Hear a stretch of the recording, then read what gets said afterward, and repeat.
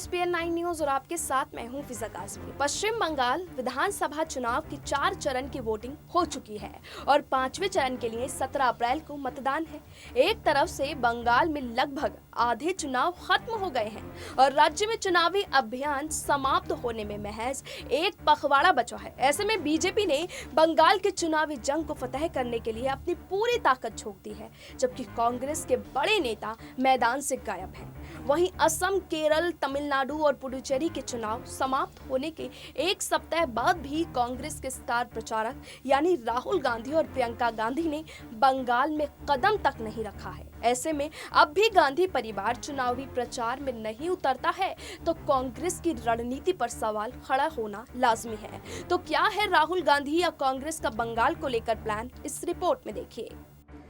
देश के 5 राज्यों के विधानसभा चुनाव में कांग्रेस के पूर्व अध्यक्ष राहुल गांधी ने खुद को अभी तक बंगाल से दूर रख रखा है।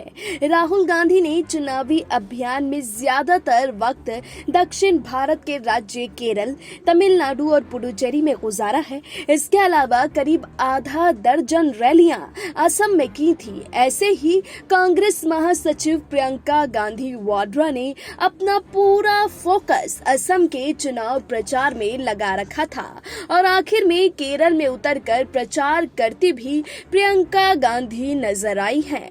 बंगाल में कांग्रेस लेफ्ट ISF मिलकर चुनाव लड़ रही है, लेकिन कांग्रेस के स्टार प्रचारक राहुल गांधी और प्रियंका गांधी ने अभी तक एक भी रैली को बंगाल में आयोजित नहीं किया है।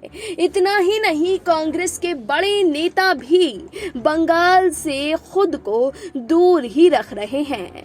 एक रिपोर्ट की माने तो राहुल गांधी पश्चिम बंगाल में अपने चुनावी प्रचार अभियान की शुरुआत 14 अप्रैल को सिलीगुड़ी के माटीगारा नक्सलबाड़ी क्षेत्र से करने जा रहे हैं। इसके बाद उत्तर दिनाजपुर जिले के गोलपोखर में उनकी रैली होगी। सिलीगुड़ी की माटीगारा नक्सलबाड़ी सीट से कांग्रेस के विधायक रह चुके शंकर मालाकार बंगाल में राहुल गांधी की पहली रैली की तैयारी में जुटे हुए हैं। उन्हें लगता है कि राहुल गांधी के उतरने से बंगाल में कांग्रेस गठबंधन को राजनीतिक तौर पर फायदा मिलेगा।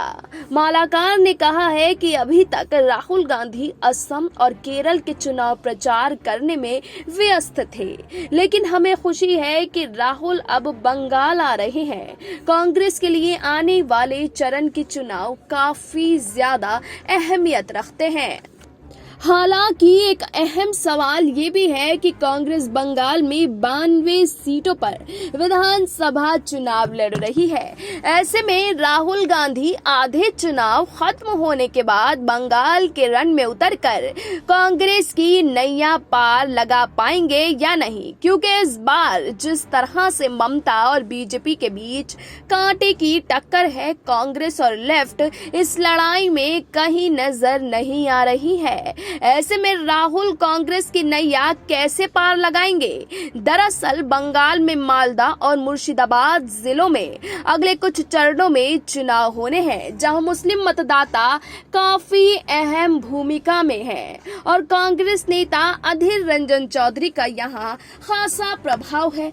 कांग्रेस को 2016 के विधानसभा चुनाव में जो 44 सीटें मिली थी, उसमें ज्यादातर सीटें उत्तर बंगाल की थी, जिसमें मुर्शिदाबाद, मालदा और दीनाजपुर जैसे इलाकों में पिछले बार की तरह नतीजे दोहराने के लिए कांग्रेस को राहुल गांधी के प्रचार अभियान की दरकार है। इन इलाकों में कांग्रेस ने अच्छे खासे मुस्लिम उम्मीदवारों को मैदान में उतारा और आगे का दाव चला।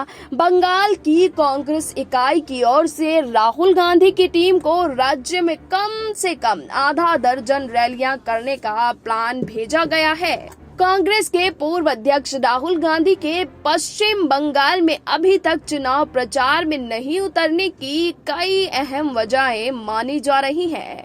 पहली वजह ये है कि राहुल गांधी ने अपना पूरा जोर केरल और असम जैसे राज्यों में लगा रखा था, जहां पार्टी के सरकार बनाने की पूरी उम्मीदें नजर आ रही थी। इसके अलावा केरल में लेफ्ट के खिलाफ कांग्रेस चुनाव लड़ रही थी।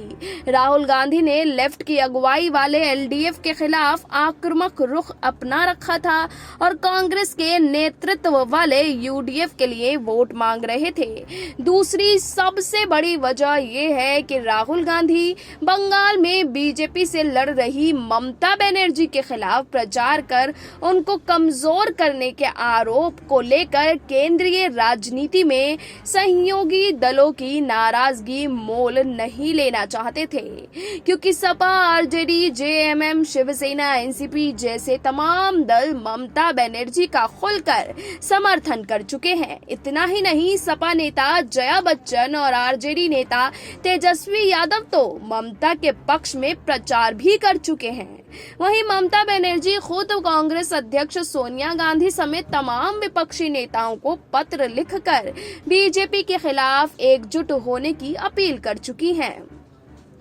ऐसे में राहुल गांधी के चुनाव प्रचार में उतरने से ममता बनर्जी की नाराजगी कांग्रेस को लेकर बढ़ सकती है। हालांकि अब बंगाल में कांग्रेस के इलाके वाली सीटों पर चुनाव है।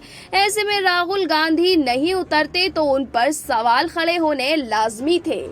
वहीं राहुल गांधी का दौरा सही वक्त पर है, इसको लेकर पार्टी की ओर से भी बयान सामने आया है। हालांकि पार्टी में राज्य स्तर के नेतृत्व का कहना है कि ढेर सारी सीटें जहां से कांग्रेस लड़ रही है वो आखिरी के चरण में आती हैं और गांधी का अब होने वाला दौरा बिल्कुल सही समय पर हो रहा है। आपको बता दें कि कांग्रेस ने पिछले चुनाव में 2 जिलों यानी मुर्शिदाबाद और मालदा की 44 सीटों में से आधे पर जीत दर्ज की थी, जबकि इन दोनों जिलों में आखिरी चरण में मतदान होना है। वहीं प्रधानमंत्री नरेंद्र मोदी और केंद्रीय गृह मंत्री अमित शाह भी बंगाल में लगातार रैलियां कर रहे हैं। पीएम नरेंद्र मोदी की पूर्व बर्धमान जिले में चुनावी रैली है, जो तालित साई केंद्र में होगी। प्रधानमंत्री मोदी लगातार ममता बनर्जी के गढ़ में ही उनको निशाने पर ले रहे हैं। वहीं अब राहुल गांधी की चुनावी रैली बंगाल की सियासत में कितने रंग दिखाती है और कांग्रेस की कितनी मजबूती उभर कर सामने आती है, ये तो फिलहाल आने वाले वक्त में ही पता चल पाएगा। फिलहाल अभी के लिए इतना ही, लेकिन देश और दुनिया की तमाम बाकी खबरों के लिए आप जुड़े रहिए SPN9 न्यूज के साथ।